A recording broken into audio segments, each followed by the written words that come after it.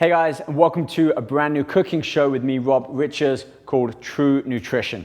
This show is all about having a look at great tasting, quick and easy, healthy recipes, but more importantly, breaking down the nutritional aspect of them, having a look at the protein, carbs, fats, fiber, and overall caloric intake. So really great recipes for those of you getting ready for a competition maybe, or just wanting to learn more about fitness and nutrition and understand about the foods that you're eating.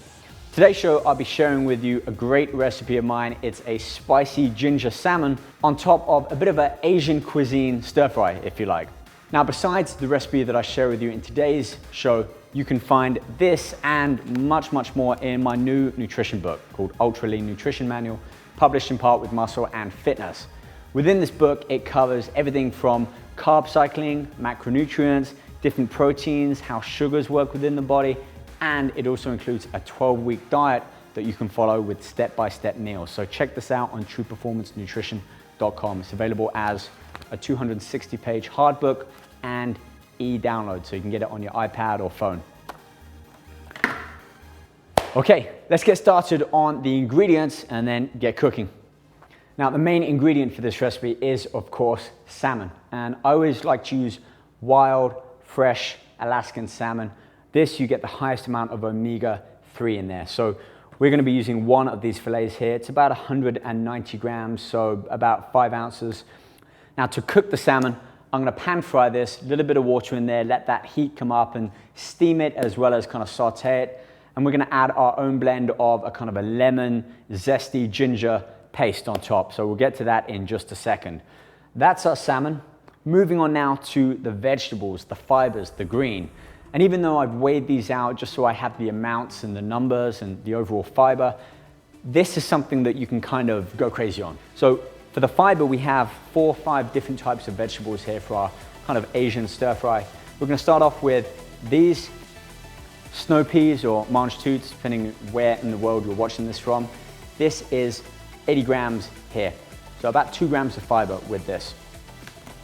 Next up, broccoli. Have about 120 grams of broccoli florets here.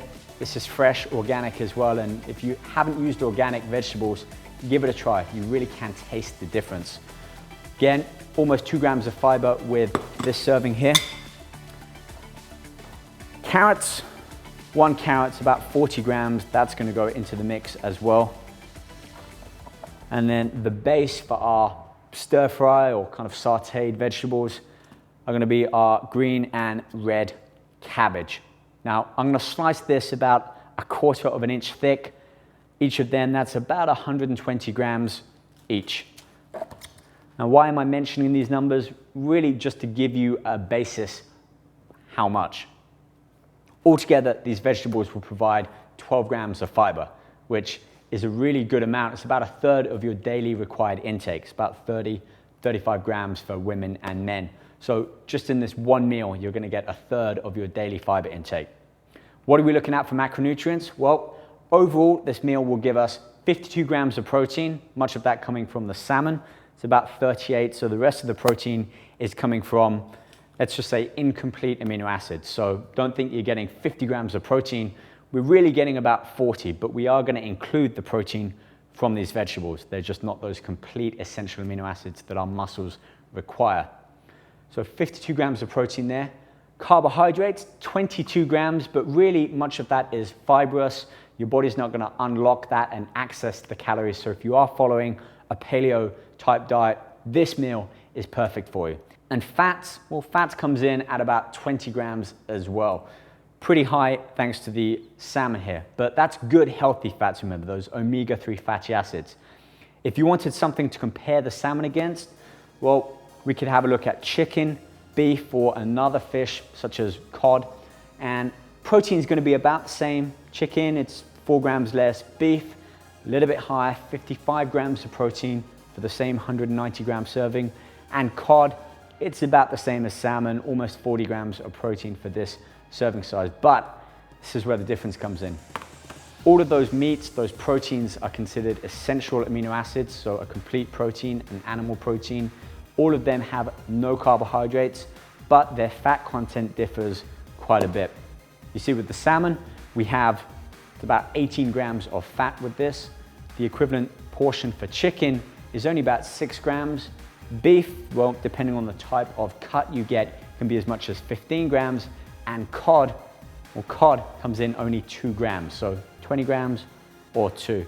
And I'll talk about the difference between switching your proteins and varying them at the end of this show.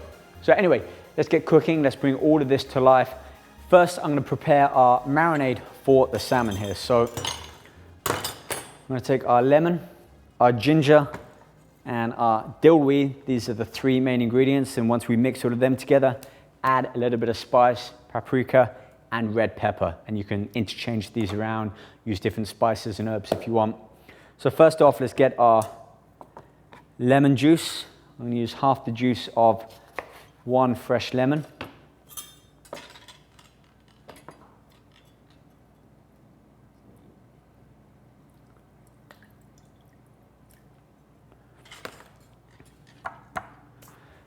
Next, let's chop some fresh dill.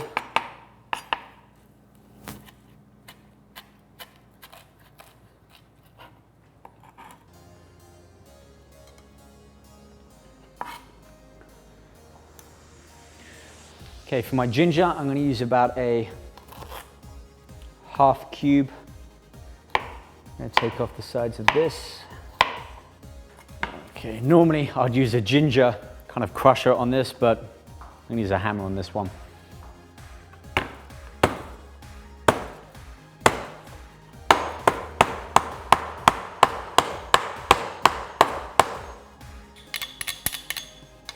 Add a sprinkle of red pepper.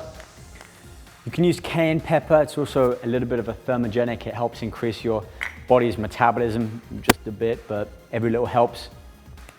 This stuff is hot, just a couple of sprinkles in there. Paprika, this stuff is great. I use this on all of my fishes and meats. Turmeric is another great spice that I use often.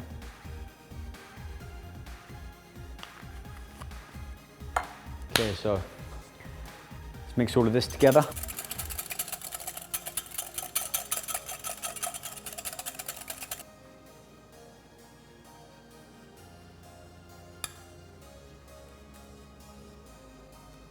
To cook the salmon, I'm going to pan fry this using coconut oil, a little bit of coconut oil, and then once that steam starts to come up, the aroma from the coconut oil is really going to add a really great intense flavor to that salmon. And the reason I'm using coconut oil compared to, let's say, olive oil or other vegetable oils people use for cooking is this has a much higher tolerance to heat. If you use olive oil to cook, it starts to become rancid once it heats up, and that's just not good for the food. So coconut oil next time and every time you cook. Let's get the salmon over to the pan.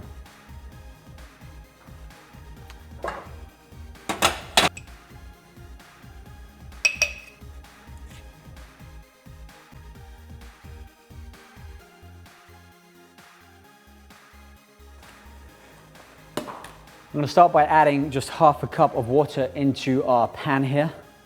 Therefore, we're not using oil, and we're going to allow more of that natural steam coming up from that once it's on the stove to cook our vegetables.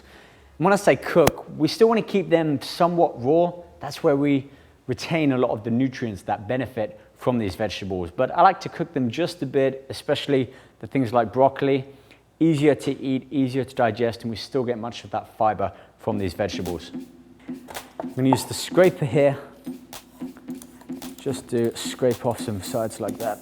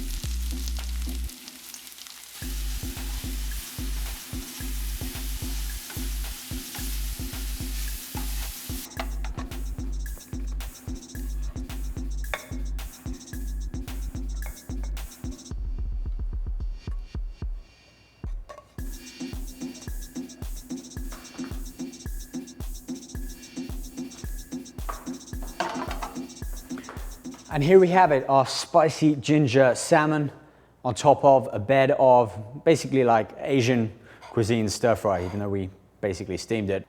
Now this meal is the kind that you might expect to find in a restaurant if you're eating out and trying to eat clean. Grilled salmon with vegetable.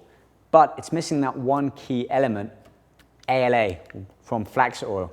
This is the thing that you need to really increase and maximize the omega-3 fatty acids, and we're only getting 2 of them from the salmon. So what do? Well, besides carrying around a bottle of flax oil with you whenever you eat out, easier to add in just flaxseed capsule.